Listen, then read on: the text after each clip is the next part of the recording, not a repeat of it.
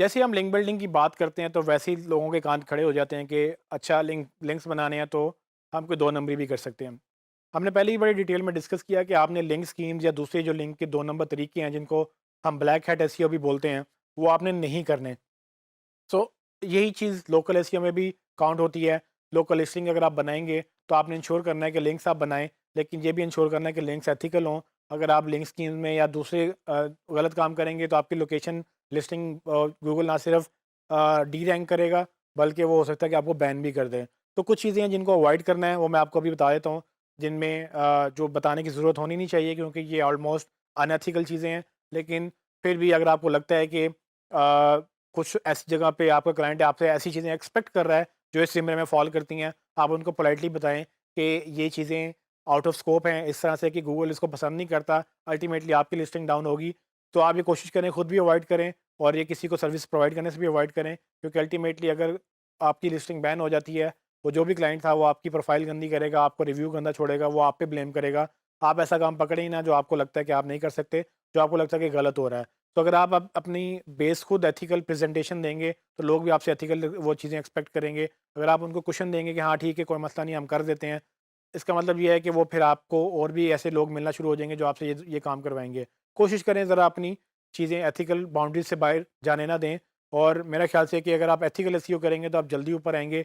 Black hat में आप ऊपर तो चले जाते हैं जल्दी, लेकिन साथ नीचे भी आ जाते हैं।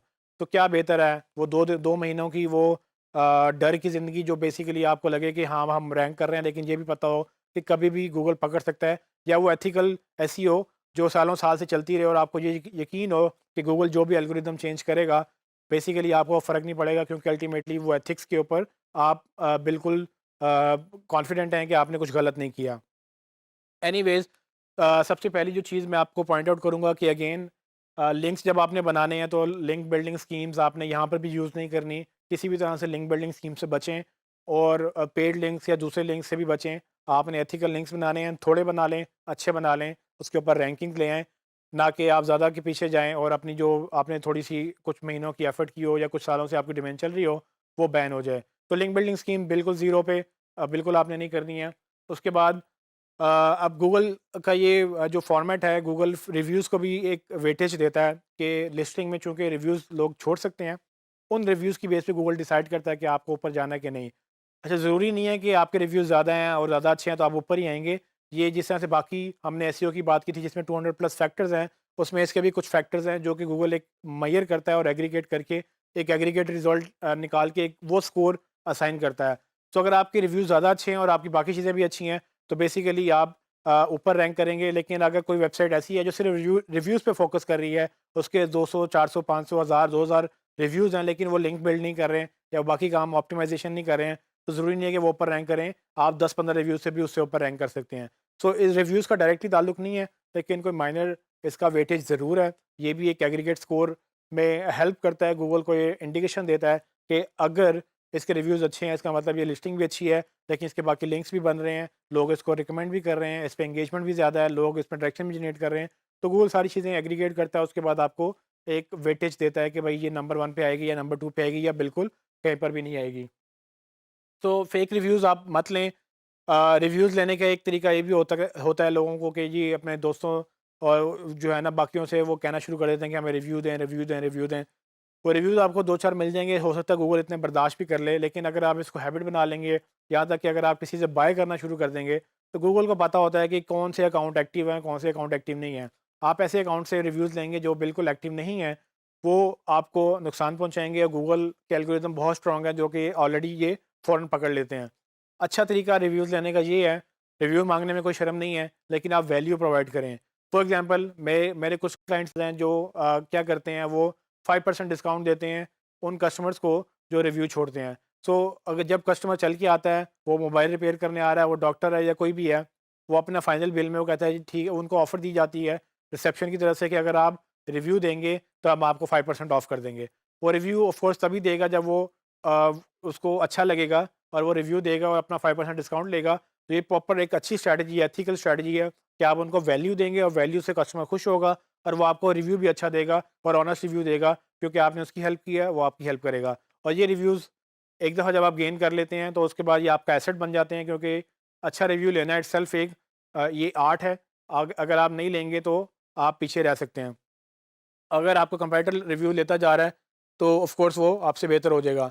इसके बाद एक और चीज़ मैं पॉइंट आउट करूँगा कि अगर चूँकि गूगल ने आपको फैसिलिटी दी है कि आप कुछ भी इसके ऊपर लिख सकते हैं, टाइप कर सकते हैं, अपनी ऑफ़र लगा सकते हैं, इसको अब्यूज़ मत करें। क्योंकि अगर आप गलत ऑफ़र लगाएँगे, धोखे वाली मतलब ऐसी चीज़ें जो एक्चुअली एग्ज़िस्ट नहीं करती हैं, आपने बताया कुछ, दिखाया कुछ और असल में कुछ था, गूगल ने जिस दिन पकड़ा उस दिन आपको वो बैन करेगा।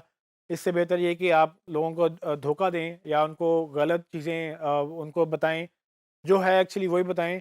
अक्सर ये चीज़ें क्लाइंट के कंट्रोल में होती हैं क्योंकि प्रोडक्ट और ऑफ़र्स वो खुद दे रहे होते हैं। तो अगर आपको लगता है कि ऐसी चीज़ें आपको हर्ट कर सकती हैं, आपकी परफ़ॉर्मेंस हर्ट कर सकती हैं, पहले क्लाइंट से बात करें, उन्हें कहें ये जो आप लगा रहे हैं, ये गूगल की बाउंड्री से एथिकल बाउंड्री से बाहर हैं, इसका नुकसान हो सकता है और अगर नुकसान हुआ तो हमारा भी मसला होगा, आप हम पे ब्लेम करेंगे।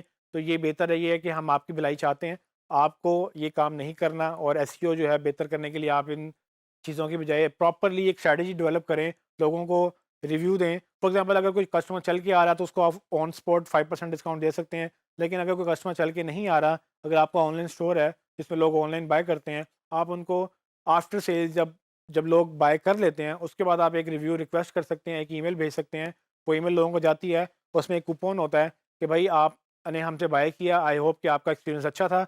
अगर आपको लगता है कि आपका एक्सपीरियंस अच्छा था, तो ये हमारा एक रिव्यू हमें यहाँ पे जाके दें और जब आप रिव्यू देंगे, हमें उसका स्क्रीनशॉट भेजें। हम आपको उसके अगेंस्ट ये सर्टेन ऑफ़र या सर्टेन चीज़ हम फ्री में भेजेंगे या हम आपको डिस्काउंट देंगे, नेक्स्ट टाइम आप शॉपिंग करेंगे, आपको 10% डिस्काउंट है। तो ये एक प्रॉपर स्ट्रैटेजी लोग जो अडॉप्ट करते हैं, इससे आपके लॉन्ग टर्म रिलेशनशिप बिल्ड होते हैं क्लाइंट के साथ और वो आपको ना सिर्फ अच्छा रिव्यू देते हैं, बल्कि आपकी लिस्टिंग ऊपर आती है और इसी तरह से आपकी जो एसईओ है, वो बेहतर हो जाती है। सो एसईओ अकेले काम कर सकती है, लेकिन अगर आप एसईओ रेगुलर एसईओ, वीडियो की एसईओ, फिर आप लोकेशन की एसईओ और आप मल्टीलिंगुअल एसईओ या आप दूसरी चीज़ों की एसईओ, ये सारी चीज़ें आप इकट्ठी करके एक फुल कॉम्प्रिहेंसिव स्ट्रैटेजी के साथ अपनी वेबसाइट को ऑप्टिमाइज़ करेंगे, तो आप मल्टीपल जगहों से रैंक कर रहे होंगे।